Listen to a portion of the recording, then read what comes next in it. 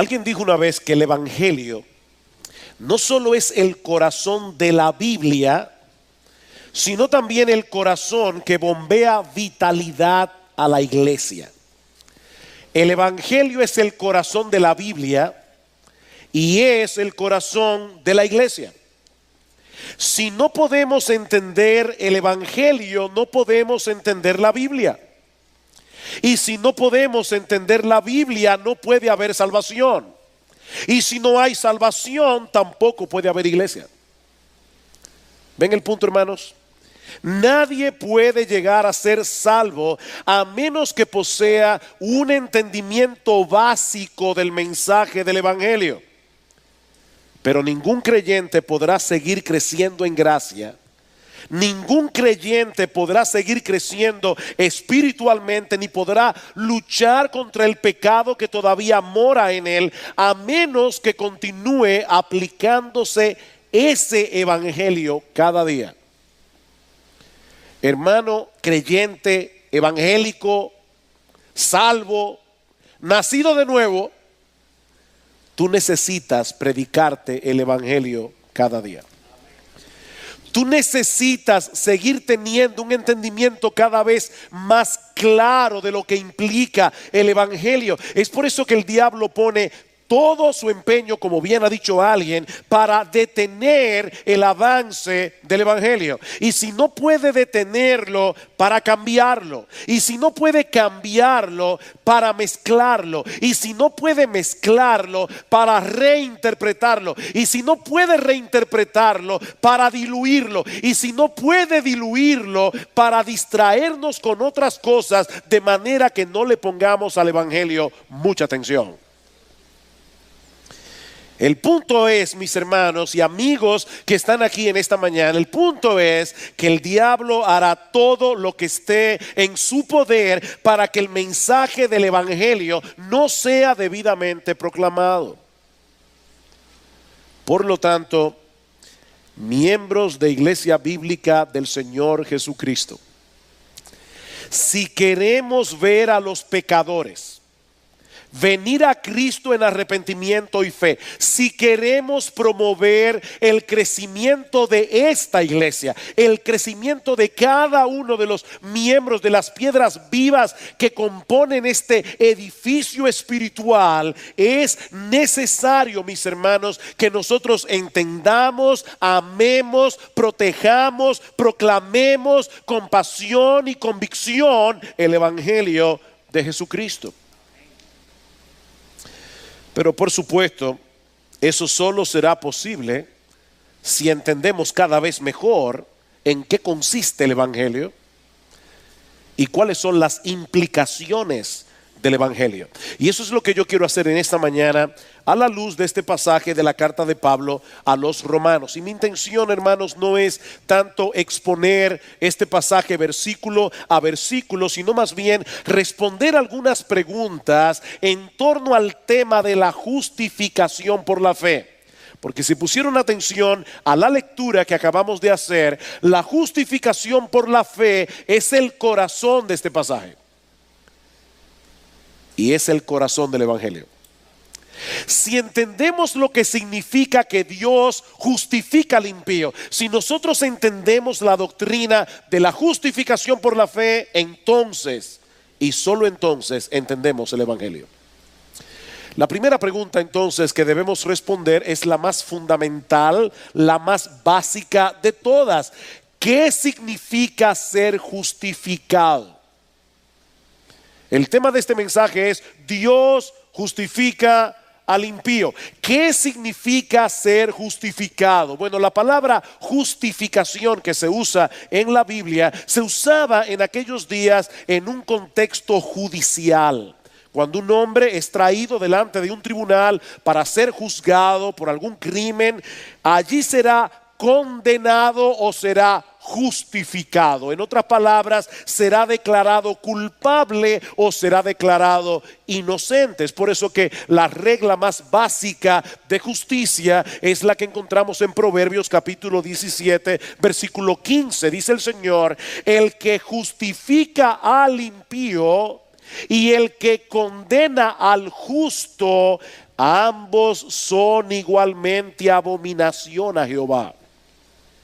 En otras palabras, declarar inocente a una persona que es a todas luces culpable, algo verdad que ocurre muy seguido, por lo menos en los tribunales dominicanos, o declarar culpable a un inocente, ambas son acciones aborrecibles a los ojos de Dios. El culpable debe ser condenado, el inocente debe ser absuelto, debe ser justificado. Mis hermanos, ese es el principio más elemental de la justicia. De manera que ser justificado en el sentido bíblico no es otra cosa que recibir una declaración de inocencia en el tribunal de Dios.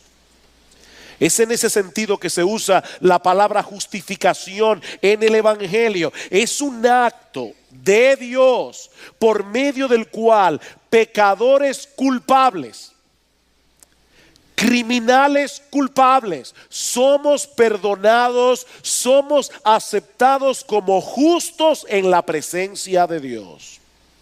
Por medio de la justificación, la condición legal del pecador cambia radicalmente delante de Dios. Eso es lo que se dice en este pasaje, basándose en Génesis capítulo 15 versículo 6, que Pablo cita en Romanos 4:3. Dice, porque ¿qué dice la escritura? Creyó Abraham a Dios y ¿qué pasó? Le fue contado por justicia. En otras palabras, la fe de Abraham fue el instrumento por medio del cual Dios le imputó justicia. Y más adelante vamos a hablar un poco de esta palabra. Y luego Pablo nos hace ver que esta no fue una experiencia exclusiva de Abraham, sino que esta historia ilustra lo que Dios hace con todo pecador cuando cree en Cristo. Versículo 4. Ahora bien, al que trabaja, el salario no se le cuenta como favor o como gracia, sino como deuda. Cuando tú trabajas y a final de mes te dan tu cheque, eso no es un regalo. La empresa para la que tú trabajas te debe ese cheque, porque tú trabajaste para él. Así que eso no es una gracia, no es un favor, no es un regalo, es una deuda. Mas al que no trabaja, sino cree en aquel que justifica al impío, su fe se le cuenta por justicia. ¿Qué es lo que Pablo está diciendo aquí? Que lo mismo que sucedió con Abraham, hermanos, es lo que sucede con cualquier pecador que deposita su fe en aquel que justifica al impío. Su fe le es contada por justicia. Es así como Dios justifica al pecador, dice Pablo, exactamente como lo hizo con Abraham. Y para que no haya ninguna duda, Pablo continúa diciendo en los versículos 6 al 8, como también David habla de la bendición que viene sobre el hombre, a quien Dios hace que atribuye justicia aparte de las obras. Y dice, bienaventurados aquellos cuyas iniquidades han sido perdonadas, cuyos pecados han sido cubiertos. Bienaventurado el hombre cuyo pecado el Señor no tomará en cuenta. Pablo está citando aquí el Salmo 32. Para probar que este mensaje del Evangelio no es algo novedoso. Todo aquel que ha sido salvado por Dios a través de todas las épocas es porque Dios le ha atribuido, Dios le ha acreditado justicia sin obras. En palabras más sencillas, mis hermanos, cuando somos justificados en el tribunal de Dios, Dios nos atribuye haber vivido una vida justa como si nunca en la vida hubiéramos roto un plato. Como si nosotros hubiéramos guardado la ley perfectamente desde el día en que nacimos. Eso es lo que hace Dios cuando justifica al impío. Un hombre puede haber cometido un crimen y ser encerrado por años en una institución penal. Cuando ese individuo cumpla su condena a los ojos de la sociedad, será un criminal perdonado. Pero hermanos, cuando Dios justifica al pecador, ya no lo ve más como un ex delincuente. Dios nos ve como personas justas que hemos cumplido perfectamente su ley moral. Pero eso no es todo. Un juez puede descargar a un acusado, ¿verdad? Y puede declararlo inocente y no volver a verlo nunca más en el resto de su vida. Pero cuando Dios justifica al pecador, cuando Dios lo declara inocente, no solo lo descarga de todos sus pecados, no solo le atribuye justicia sin obras, sino que ahora Dios lo adopta como hijo. Eso es lo que hace Dios a través de la justificación. Ahora bien, ¿cómo puede ser posible que Dios haga algo así? Esa es la segunda pregunta que yo quiero responder a la luz de este pasaje. Yo no sé, mis hermanos, si ustedes ven el problema que este pasaje plantea. Porque si no ven el problema, no van a poder apreciar la solución. ¿Cómo puede Dios mantener intacta su justicia cuando Él mismo parece estar violando la norma más elemental de justicia? ¿Cómo puede Dios perdonar a un pecador culpable y seguir siendo justo? ¿Será acaso que Dios decide pasar por alto nuestra culpabilidad y decretar una amnistía a las personas que, sobre todo, que le deben a la renta?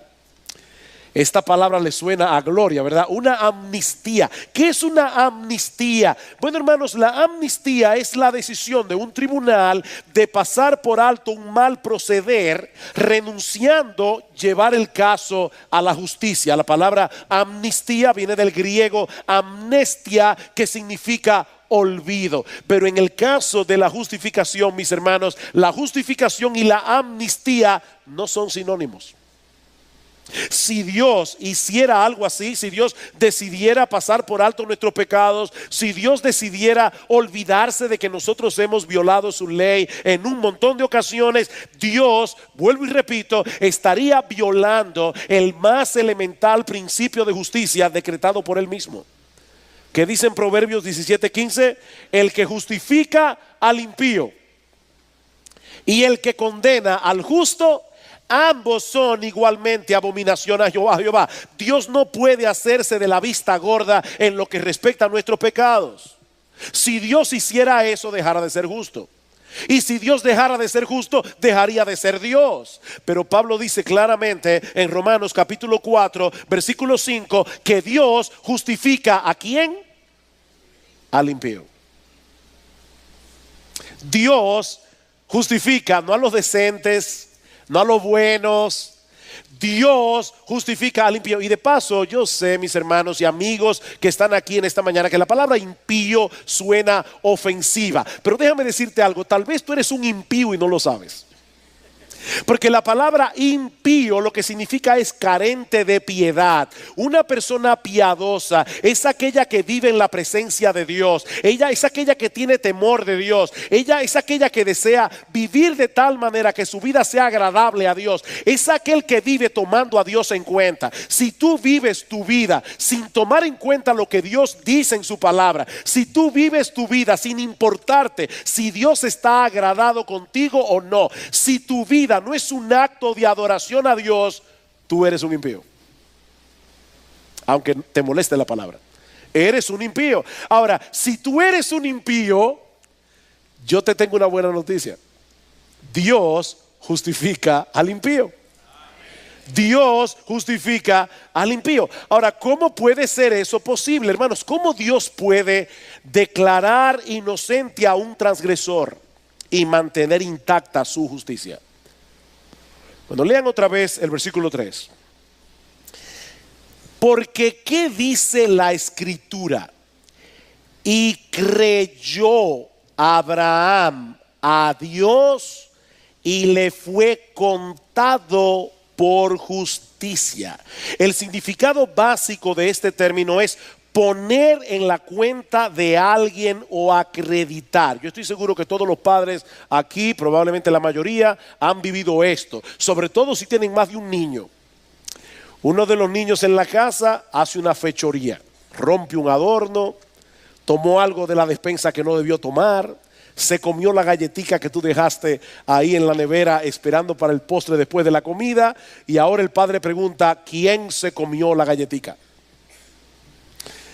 Y el niño que se la comió dice, fue fulanito.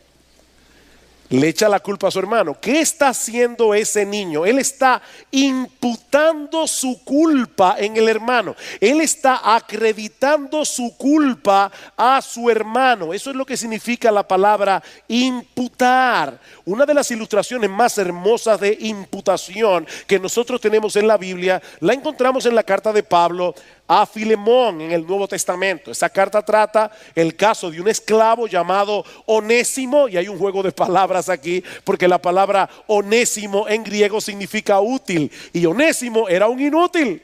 Onésimo le roba a su amo Filemón, sale huyendo, llega a Roma, parece que en Roma vuelve y comete otra fechoría, lo meten en la cárcel y allí conoce al apóstol Pablo. Pablo le predica el evangelio, Onésimo se convierte y ahora el apóstol Pablo le envía de vuelta a su amo Filemón con una carta diciéndole, Filemón, aquí te envío a este útil Onésimo, que antes era un inútil, para que lo recibas ya no como esclavo, sino como a un hermano en Cristo.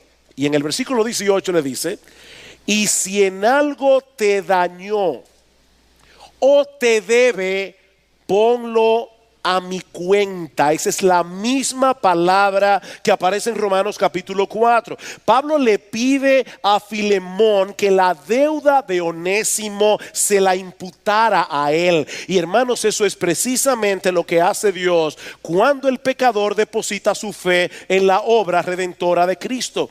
¿Qué fue lo que pasó allí? En la cruz del Calvario, todos nuestros pecados, y hermanos, cuando digo todos nuestros pecados, déjenme hacer una aclaración. Déjenme hacerles una pregunta antes de continuar. ¿Cuáles de nuestros pecados eran futuros cuando Cristo murió en la cruz del Calvario? Todos. O sea, que cuando yo hablo de todos nuestros pecados, yo no me estoy refiriendo únicamente a los pecados que nosotros cometimos antes de conocer a Cristo. Yo estoy hablando de todos nuestros pecados, los que ya Dios sabe que yo voy a cometer hasta el día de mi muerte. Cristo murió por todos nuestros pecados en la cruz del Calvario. Todos nuestros pecados, sin excepción. Dios le atribuyó a Cristo en la cruz del Calvario mi culpa. Él recibe el castigo que yo merezco. Él recibe la ira de Dios que yo merezco. Y al mismo tiempo Dios pone en mi cuenta, Dios me acredita, Dios me atribuye, Dios me imputa la justicia perfecta del Señor Jesucristo. Y todo eso por medio de la fe. Al que no conoció pecado, por nosotros Dios a él lo hizo pecado, para que entonces ahora nosotros fuésemos hechos justicia de Dios en él. Nosotros pecamos y Cristo es castigado. Él vive una vida de perfecta justicia y nosotros somos tratados por Dios como si fuéramos nosotros los que hubiéramos vivido esa vida. Por eso alguien decía, los evangélicos solemos decir, Cristo murió por nosotros. No, hermanos, es más que eso. Cristo no solo murió por nosotros, Él vivió por nosotros. Él vivió por nosotros.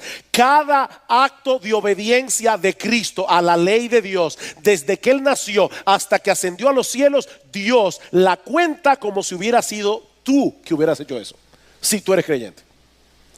Toda la obediencia de Cristo es tuya por medio de la fe.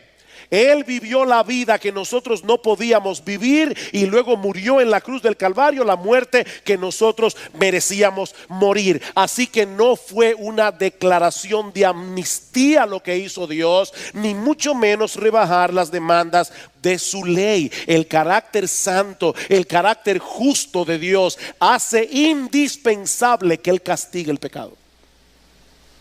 El pecado tenía que ser castigado.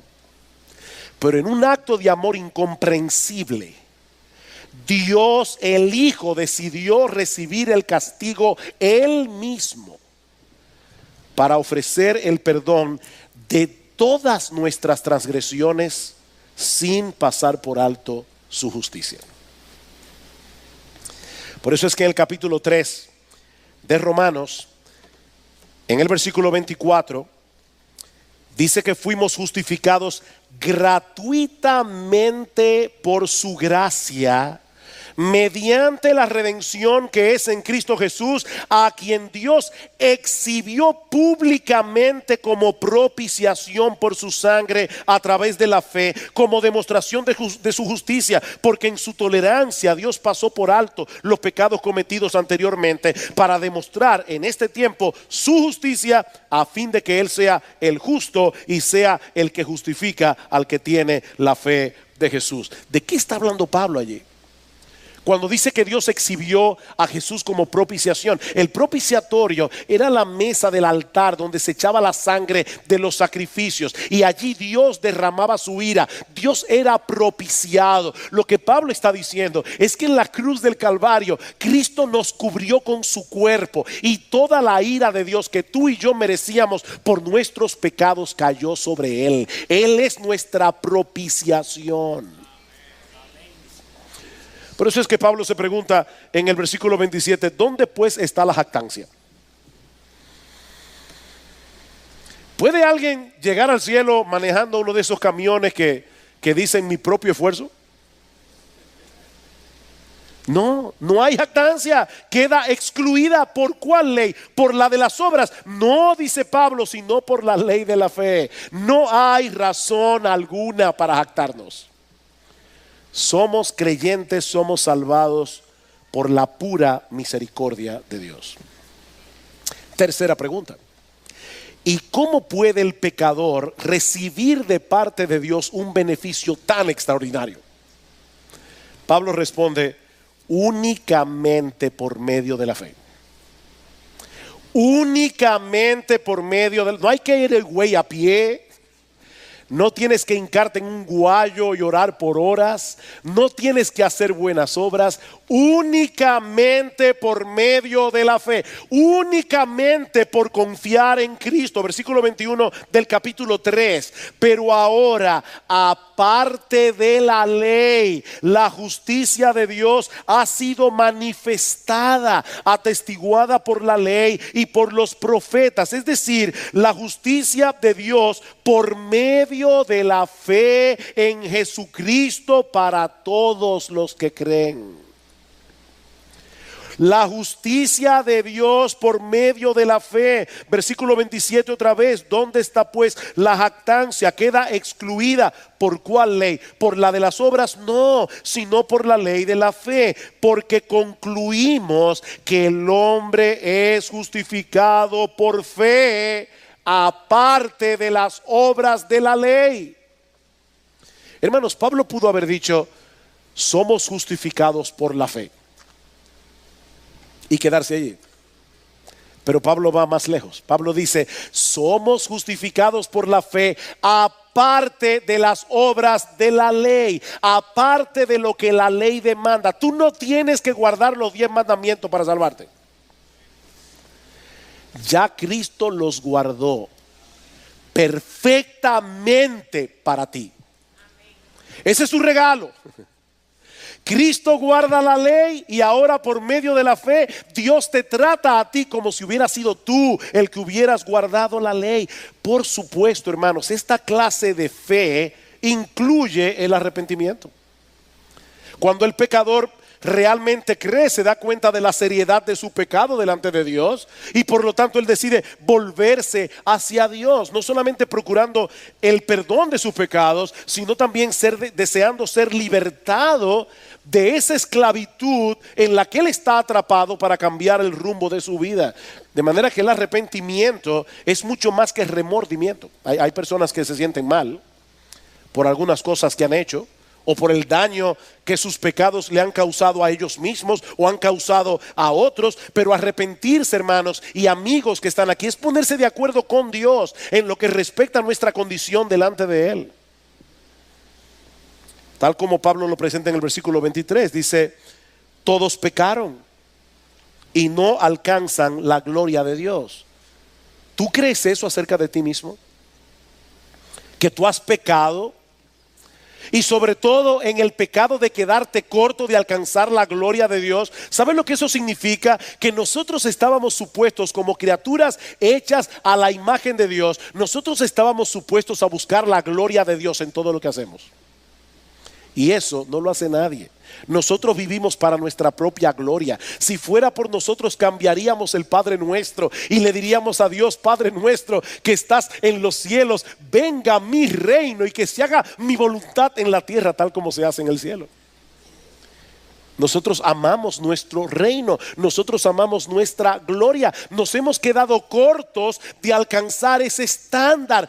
Todos pecaron y todos se quedaron cortos de alcanzar la gloria de Dios. ¿Cómo somos salvos? Bueno, comienza por reconocer que esa es tu condición. Sí, Señor, yo sé que he violado tu ley. Yo sé que merezco ser condenado por causa de mis transgresiones. Yo sé, Señor, que no he vivido para tu gloria, sino para la mía. Pero ahora vengo a ti pidiendo que me perdones. Ahora vengo a ti con la disposición de divorciarme de mi vida de pecado, no confiando en mi obediencia a la ley, sino en lo que hizo Cristo para salvarme. Eso es arrepentimiento. Aunque el arrepentimiento y la fe son dos cosas distintas, no podemos separarlos. Es un mismo evento. Hermanos, déjenme hacerles una pregunta. Si yo estoy mirando hacia este lado de la iglesia y ahora me volteo para mirar hacia este lado, ¿cuántas acciones yo he llevado a cabo? ¿Una o dos? ¿Cuántas acciones yo he hecho? Yo estaba mirando hacia acá, ahora miro hacia acá. ¿Es una o dos? Es una acción que involucra al mismo tiempo dos acciones. Eso es la fe y el arrepentimiento. ¿Qué es lo que la Biblia demanda del pecador? Un arrepentimiento creyente. O si quieren ponerlo de otro modo, una fe arrepentida. Es por medio de esa clase de fe y solo por esa fe que el pecador es justificado delante de Dios. Cuando viene sin mérito alguno, clamando por misericordia, confiando únicamente en la persona y la obra de nuestro Señor Jesucristo. Y como hemos dicho un montón de veces, y no nos cansaremos de repetirlo una y otra vez, hermanos, no es la fe la que salva al pecador. ¿Qué debo hacer, hermanos? Sigo. No es la fe la que salva al pecador. Hay personas que dicen: yo tengo una gran fe. Eso no tiene la menor importancia, porque lo que salva no es la fe. El que salva es Cristo por medio de la fe. Son dos cosas muy diferentes. La fe simplemente es un medio instrumental por medio del cual nos apropiamos de la gracia, de la justificación que solo se encuentra en Cristo.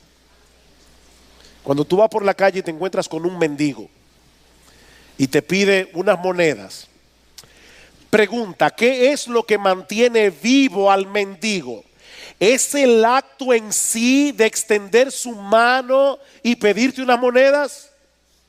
O sea, el hecho de que él extienda su mano, ¿es lo que lo mantiene vivo? No. ¿Son las monedas los que lo mantienen vivo? No, tampoco. Si se come la moneda va a tener problemas. Es la comida que él compra con esas monedas que a su vez obtiene por pedirla. Eso es la fe. Es Cristo el que salva por medio de la fe. Cuando lleguemos a casa, todos nosotros, ahora al mediodía, seguramente vamos a comer. Y vamos a usar ese conocidísimo utensilio llamado tenedor. ¿El tenedor alimenta? No. De hecho, niños, no traten de alimentarse con el tenedor porque se van a romper los dientes. El tenedor simplemente es un utensilio por medio del cual yo puedo llevarme los alimentos a la boca. Lo que me alimenta es la comida, no el tenedor. Y lo mismo ocurre con la fe. La fe nos salva. El que salva es Cristo por medio de la fe. Y no solo por medio de la fe, sino por medio de la fe sola. Sola. Y hermanos, esta pequeña palabra hace un mundo de diferencia. De hecho, el 31 de octubre vamos a estar celebrando el aniversario de la Reforma Protestante. 499 años, 498. Dentro de 2 años estaremos celebrando el 500 aniversario de la Reforma Protestante. Y todo ese movimiento, toda esa revolución giró en torno a esa única palabra: sola. La fe sola. Ninguno de los dos bandos en la disputa negaban la importancia de la fe como medio de salvación, pero la Iglesia Católica Romana insistía en que aparte de la fe, el pecador necesita los sacramentos, el pecador necesita hacer buenas obras. Los reformadores insistían en que la sola fe es el único instrumento de la justificación. Somos justificados únicamente por medio de la fe. Vean otra vez versículo 3 del capítulo 4, porque ¿qué dice la Escritura? ¿Creyó Abraham a Dios y le fue contado por justicia? Ahora bien, al que trabaja, el salario no se le cuenta como favor, se le cuenta como deuda. Mas al que no trabaja, ¿oíste eso? Al que no trabaja, pero cree en aquel que justifica al impío, su fe se le cuenta por justicia. Queridos hermanos, la Biblia no solo enseña que somos justificados por la fe, sino por medio de la fe sola. Si excluimos esa pequeña palabra, estamos echando por tierra el mensaje del Evangelio. Tiene que ser únicamente por fe para que no sea por obra. Y no puede ser por obra para que sea por gracia. Y tiene que ser por gracia para que Dios se lleve toda la gloria. Es por fe para que no sea por obra. Es por obra para que no sea por gracia. Para que pueda ser por gracia, perdón. Y es por gracia para que solo Dios en Cristo se lleve toda la gloria. Pero aún nos resta otra pregunta más, y la última de la mañana. ¿Cuáles son las implicaciones de abrazar por fe la salvación que Dios ofrece en el Evangelio? ¿Cuáles son las implicaciones de la justificación por la fe? Y son básicamente 4 cosas. En primer lugar, que ahora, mis hermanos, nosotros tenemos un nuevo expediente delante de Dios. Tenemos un nuevo expediente delante de Dios. Yo estoy seguro que a muchos aquí, a menos que hayan vivido muy poco, aunque sean creyentes, hay cosas de su pasado que le avergüenzan y que le atormentan. Hay cosas que nosotros recordamos de nuestro pasado cuando no éramos creyentes, cosas que nos atormentan y que nos avergüenzan. Hermanos, lo que implica esta bendita doctrina de la justificación por la fe es que ahora lo que cuenta es el pasado de Cristo, no el tuyo. El pasado de Cristo cuenta como nuestro pasado. Su obediencia perfecta a la ley de Dios nos fue acreditada por medio de la fe. Eso es increíble. Miren lo que dice Pablo en Romanos capítulo 5, versículo 18. Pablo dice: así pues, tal como por una transgresión, la de Adán, resultó la condenación de todos los hombres, así también por un acto de justicia, el de Cristo, resultó la justificación de vida para todos los hombres. Porque así como por la desobediencia de un hombre los muchos fueron constituidos pecadores, así también por la obediencia de uno, Cristo, los muchos serán constituidos justos. Mi hermano, recuerda eso. Ya tu pasado quedó enterrado. El pasado que cuenta delante de Dios es el de Cristo. En segundo lugar, esto también significa que ahora tenemos una nueva identidad. Ahora tenemos una nueva identidad. Estamos unidos a Cristo de tal manera que cuando Dios nos ve, Él ya no nos ve a nosotros. Él ve a su Hijo en nosotros. O a nosotros en su Hijo. Pablo dice en Colosenses capítulo 3 versículo 3 que nuestra vida está escondida con Cristo en Dios. Yo no sé cuántos de ustedes han tenido la desagradable experiencia de que les roben su identidad cibernética. Si una persona puede entrar en tu computadora y puede descubrir tu clave, esa persona puede hacer transacciones bancarias, puede entrar en Amazon y puede hacer compras como si fueras tú, porque te ha robado la identidad. Bueno, hermanos, lo que yo estoy diciendo es que al hacernos cristianos, nosotros ahora tenemos otra identidad que no fue robada, nos fue acreditada por gracia, por medio de la fe. En el reino de los cielos, cuando yo hago una transacción en el banco del reino de los cielos, ya su Gel Michelin no cuenta. El único que cuenta es Jesús, porque yo llego al cielo en su nombre, no en el mío. De hecho, hay personas que no entienden qué es eso de orar en el nombre de Jesús y piensan que eso es como las palabras mágicas de Harry Potter. O sea, cuando yo digo en el nombre de Jesús, ese es el abracadabra cristiano. Todas las puertas se me abren cuando yo digo en el nombre de Jesús, porque ese nombre tiene poder. No, lo que significa orar en el nombre de Jesús es que yo voy al cielo, a la presencia de Dios, confiando en Jesús y no en mí, confiando en los méritos de Jesús y no en los míos. Yo voy a apelar a la cuenta perfecta de Jesús, no a la mía. Estoy haciendo transacciones en el banco celestial en su nombre, no en el mío. Ahora tenemos otra identidad, pero no solamente eso. Eso también implica, en tercer lugar, que ahora tenemos nuevos deseos y una nueva capacidad de hacer la voluntad de Dios que antes no teníamos. La justificación incluye nuevos deseos. Vean lo que dice Pablo en Romanos capítulo 6 versículo 12. Romanos capítulo 6 versículo 12. Por tanto, él ha venido, ¿verdad?, explicando todo esto del evangelio y dice ahora: por tanto, no reine el pecado en vuestro cuerpo mortal, para que no obedezcáis sus lujurias, ni presentéis los miembros de vuestro cuerpo al pecado como instrumentos de iniquidad, sino presentaos vosotros mismos a Dios como vivos de entre los muertos, y vuestros miembros a Dios como instrumentos de justicia. ¿Por qué? Porque el pecado no tendrá dominio sobre vosotros, pues no estáis bajo la ley, sino bajo la gracia.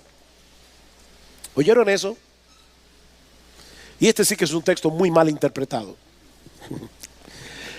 Pero es glorioso la verdadera interpretación. Pablo dice: ustedes ya no tienen que someterse al pecado. Ustedes ya no están bajo el dominio del pecado. ¿Saben por qué? Porque ya no están bajo la ley. Ustedes están bajo la gracia. ¿Y eso qué significa? Cuando tú y yo nacimos en este mundo, ya la ley de Dios estaba vigente. Tú y yo teníamos que cumplir la ley de Dios. Tú y yo teníamos que amar a Dios por encima de todas las cosas. Teníamos que amar al prójimo como a nosotros mismos. Tú y yo no podíamos tener dioses ajenos. No podíamos tomar el nombre de Jesús en vano. No podíamos violar el día de reposo. No podíamos desobedecer a los padres. No podíamos matar. No podíamos codiciar. Esas leyes ya estaban vigentes. Y tú y yo la violamos un montón de veces. ¿Sabes por qué? Porque estábamos bajo la ley. Teníamos la obligación de guardar la ley, pero no teníamos los recursos necesarios para poder hacerlo. Ahora estamos bajo la gracia. ¿Eso qué significa? Que seguimos teniendo la misma obligación de obedecer a Dios, de agradar a Dios, pero ahora tenemos gracia. Ahora tenemos los recursos de la gracia que antes no teníamos. Ahora tenemos el deseo de obedecer a Dios. Y aunque no podemos hacerlo perfectamente, sí podemos hacerlo sinceramente y genuinamente, porque ya no estamos bajo la ley, estamos bajo la gracia. Estamos bajo otro régimen. El régimen de la gracia de Dios. Yo no sé cuántos de ustedes vieron la película Salvando al Soldado Ryan de Steven Spielberg. Hace unos años ya, no recuerdo el año en que se hizo esa película, pero esa película comienza con el desembarco de las fuerzas aliadas en las playas de Normandía el 6 de junio del año 1944. Ese evento, que se conoce en la historia como el Día D, selló la derrota de Hitler y de la Alemania nazi. En cierto modo, mis hermanos, podemos decir que la Segunda Guerra Mundial se decidió ese día. Sin embargo, la victoria total de Europa, lo que se conoce como el Día D, no ocurrió sino hasta 11 meses después, el 7 de mayo de 1945, cuando las fuerzas alemanas se rindieron en Berlín. Así que entre el Día D y el Día B pasaron 11 meses, donde se pelearon las batallas más cruentas de toda la Segunda Guerra Mundial, en Francia, en Bélgica y en Alemania. Aunque el enemigo estaba mortalmente herido, todavía continuó haciendo mucho daño. Hermanos, aplicando esa analogía a la vida cristiana, lo que estamos diciendo es que cuando Cristo murió en la cruz del Calvario, ese fue el día de nuestra salvación. Todos nuestros pecados fueron pagados por Él, de tal manera que ya no tenemos deudas pendientes en el tribunal de Dios. Ya fuimos libertados de la tiranía del pecado, pero todavía no hemos llegado al día D. De antemano sabemos cuál será el resultado de la guerra, pero hasta la segunda venida de Cristo, el pueblo de Dios tendrá que pelear muchas batallas contra las fuerzas del enemigo. Pero ahora estamos bajo el régimen de la gracia y tenemos recursos que antes no teníamos para pelear, para obedecer. Y eso nos lleva a nuestra cuarta y última implicación. No solo tenemos un nuevo expediente, no solo tenemos una nueva identidad, un nuevo deseo y una nueva capacidad de hacer la voluntad de Dios. Hermanos, tenemos un nuevo destino. Un nuevo destino.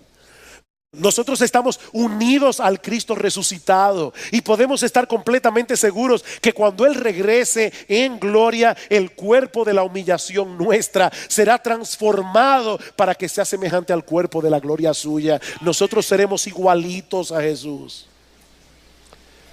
Es ese evangelio que ofrece una salvación tan grande, solo por Cristo, solo por gracia y solo por medio de la fe, el que nosotros debemos creer, el que debemos defender, el que debemos amar y debemos proclamar, hermanos, para que impíos sigan siendo justificados y los creyentes sigan siendo edificados. Queridos hermanos, nunca debemos dar por sentado el evangelio. Nunca debemos dar por sentado el evangelio, porque a pesar de que nosotros sabemos todo lo que yo he dicho hoy es fundamental, pero en nuestros corazones todos llevamos un católico romano por dentro. Tenemos que estar constantemente predicándonos el evangelio, porque constantemente cambiamos del modo de la fe al modo de las obras y creemos que vamos a ser bendecidos por Dios por las cosas que hacemos y por las que dejamos de hacer, y tenemos que predicarnos el evangelio una y otra vez, cada día. Somos justificados por gracia, somos bendecidos por gracia, somos aceptados por gracia, únicamente por medio de la fe, únicamente por medio de la fe. Dice Juan Calvino: sin el evangelio todo es inútil y vano. Sin el evangelio no somos cristianos. Sin el evangelio toda riqueza es pobreza, toda sabiduría es locura ante Dios, la fortaleza es debilidad y toda la justicia del hombre condenación.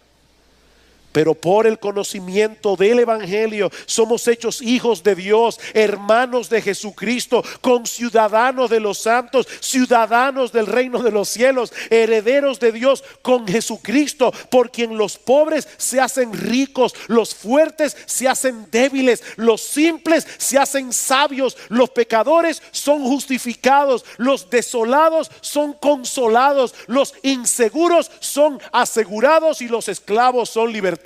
El evangelio, dice Calvino, es palabra de vida, hermanos. Es palabra de vida.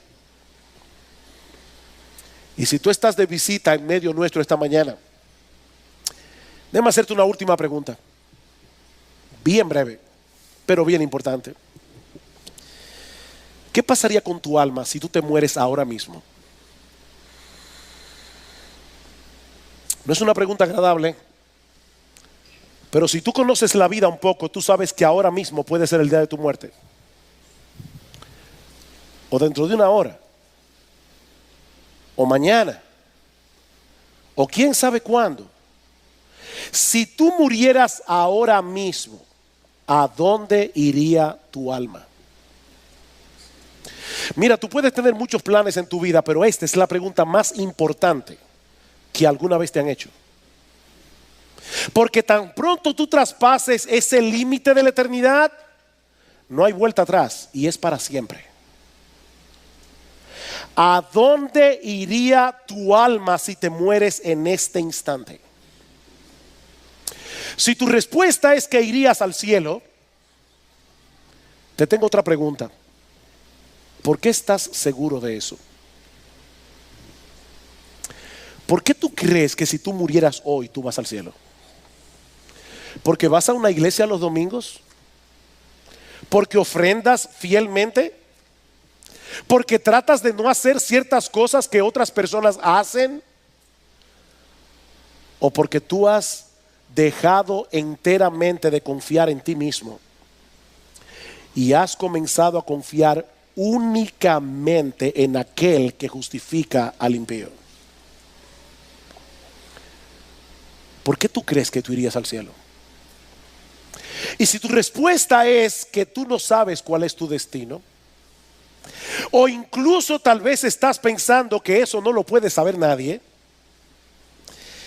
yo quiero recordarte una vez más la enseñanza de Pablo en este pasaje. Dios justifica al impío por medio de la fe en Cristo. Y ellos pueden disfrutar aquí y ahora la bendición de saber que han sido justificados. Eso es lo que Pablo dice en el capítulo 4, versículo 6. Dice, como David habla de la bendición que viene sobre el hombre a quien Dios atribuye justicia aparte de las obras. Bienaventurados aquellos cuyas iniquidades han sido perdonados. Ellos lo saben.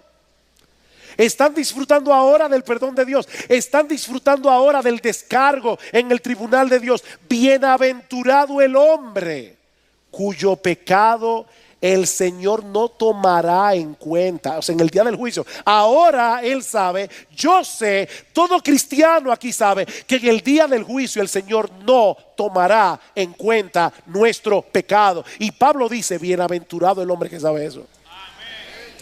Si nosotros sí sabemos que hemos sido justificados, no necesitamos una revelación especial para saber eso. Simplemente necesitamos confiar en el hecho de que Dios es veraz. Y Él promete en su palabra que si descansamos en la obra de salvación que Cristo llevó a cabo en la cruz del Calvario y venimos a Él en arrepentimiento y fe, seremos justificados. Dios lo dijo, Dios lo hará. Que Dios bendiga su palabra en esta mañana. Y como orábamos al principio, que algunos aquí hoy puedan ser traídos a Cristo y puedan pasar de la muerte a la vida únicamente por gracia, únicamente por Cristo, únicamente por medio de la fe.